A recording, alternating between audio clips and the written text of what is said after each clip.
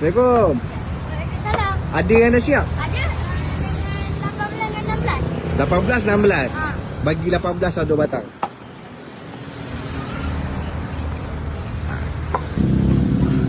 Boleh potong kan? Boleh.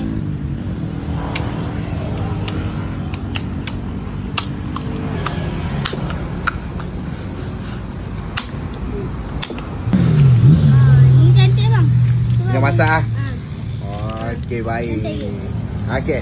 Ni makan ada lauk-lauk dia ke? Ada rendang RM12, semuteng daging RM12 dengan ayam RM12.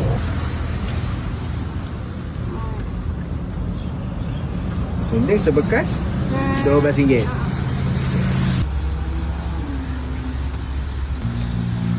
Habis Mak ni kalau isi beras pulut pun pandai lah. Senang je, pandai, senang je. Abang pun boleh isi.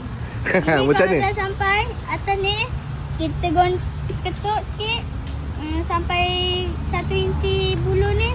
Okey. Itu dah. Dia tak boleh ketuk kuat sangat lah. Nanti santan tak turun bawah. Faham. Yang besar sikit ayam.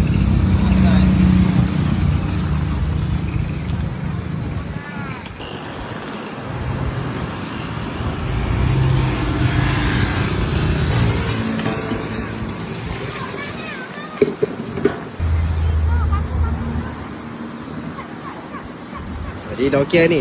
Benda-benda cerita okey lah? Dia yang macam okey ni lah.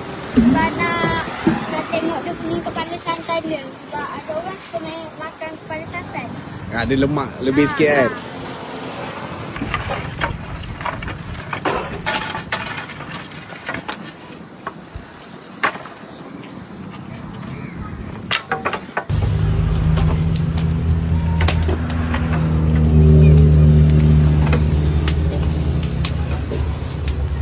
Mak ni macam nak tahu dia dah masak mah? Ini kalau tengok dia, kita macam dah goreng sikit tu kan. Macam ni lah kita kata ni sekejap Ni dah set macam ni. Dah turun macam ni ketuk. Dia tak naik balik kan. Siap macam ni. Ni dah masak ni? Dah Ni. masak ni.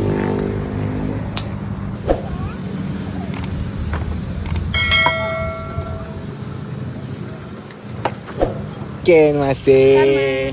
Ni nak cari lemang ni kat mana? Dekat Lemang Pok Su dekat Kota Masai. Tahu Kota Masai. Jemputlah datang dekat belakang Lotus. Kat belakang Lotus ni. Okey. Ni hari-hari kau buka? Sampai hari haji. Sebagai hari haji. Buka pukul apa sini? 11. 11 sampai? Pukul kadang kalau dah gelap dah tutup lah tu. Dah gelap dah tutup tu. Okey. Okey, terima kasih. Assalamualaikum.